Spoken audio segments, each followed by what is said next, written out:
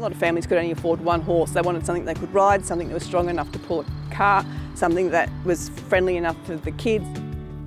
Hello equestrians, and welcome back to Discover the Horse. My name is Alyssa and I am on a quest to ride every breed.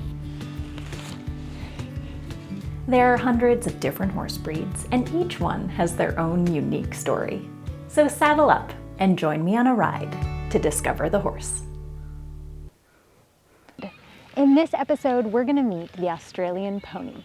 But first, it's time to say hello to some of the other animals that call Australia home. I'm stopping for a visit at the Cleland Wildlife Park, just outside of Adelaide. This is the first time I've ever seen a koala in person.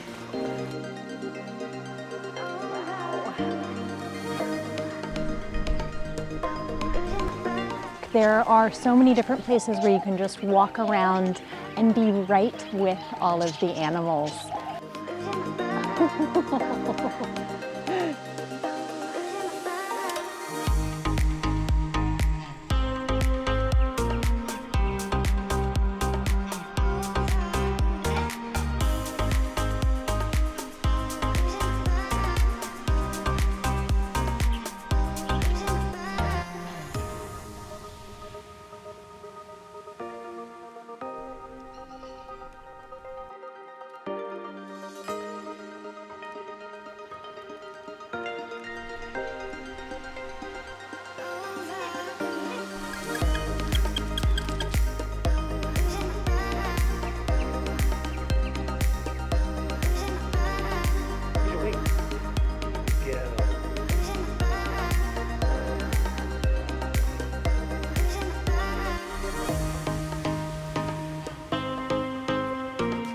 It's my first time seeing kangaroos on this trip to Australia, so I'm not really sure if that's like a normal kangaroo thing to do or not.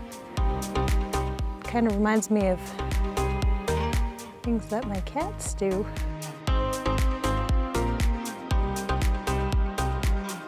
So fun. What cool places there are around the world and amazing people. I love how just meeting people because of the project kind of turns into all of these connections and you just get to see such cool parts of the world. And for me, as an animal lover especially, just being here, being around all of the animals has been such a cool experience.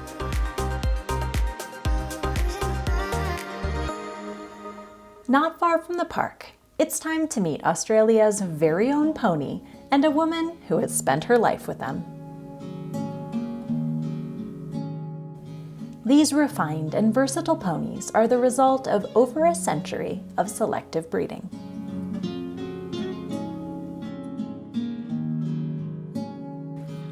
So how did you get started with the breed? My mother was a horse person, and so she just had the interest, but we never had them. I grew up in Sydney, suburb Sydney, no room for ponies, and just, I guess, almost through a serendipitous series of events, my mum reconnected with a childhood friend of hers who happened to breed Australian ponies.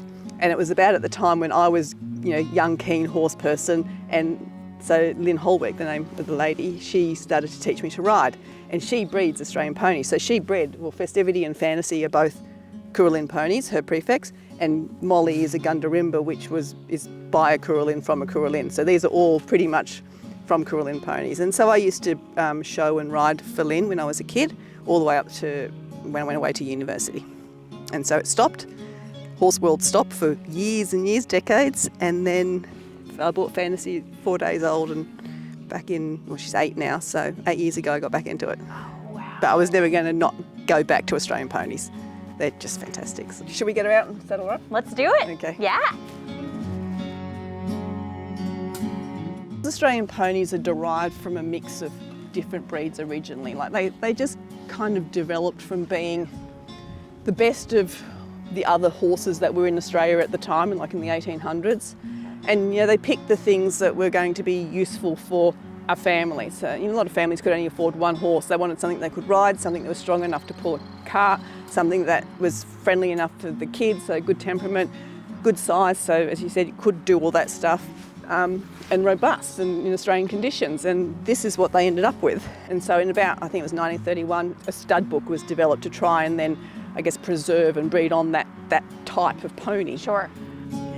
A lot of people tell me that she's, you know, very definitely an Australian pony. You can see, like, if you know how some breeds you look at and you just know what they are, and she's one of those. Hi. Oh, She was picked purely on bloodlines. Just as I said before, I knew her parents and all her grandparents from when I was a kid, and so I was just able to look at, you know, who she had in her background and pick her on that, basically, knowing the ponies behind her. She's bred in New South Wales, but I've had her here since I picked her up at 7 months old, and she's just my dream horse. She's the first pony I've actually owned physically myself without just loaning or borrowing someone else's, and she's just easy to do everything with. We've travelled through Victoria and New South Wales for shows. I can take her to the beach. I can do type of working equitation work with her. She's just a good, easy pony, very typical of Australian ponies.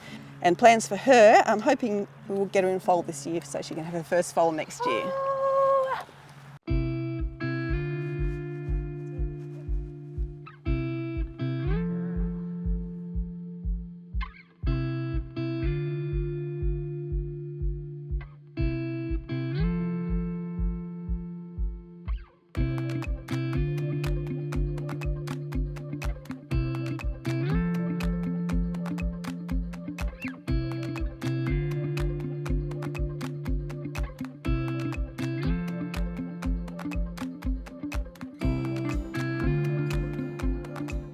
I like that they were the result of something that was bred for functionality, so therefore they're quite a robust pony. They're good-tempered. To ride, they're like riding a bigger horse, so they've got a really good stride. They're a good size to manage when you just, you know, got limited time or work full-time as well, so I just like their size. As I said before, you can still ride them even though they're a pony. They're good-looking and they're versatile and good-tempered. She has these great gaits that are really easy to ride, but she's also like so peppy and fun. You can just feel this energy inside her, but it's kind of this fun, controllable energy. She's just such a blast. Thank you all so much for watching and discovering the Australian pony with me. I hope you enjoyed the episode. Make sure to give it a thumbs up and subscribe to the channel if you haven't already, and I'll see you all at the next breed.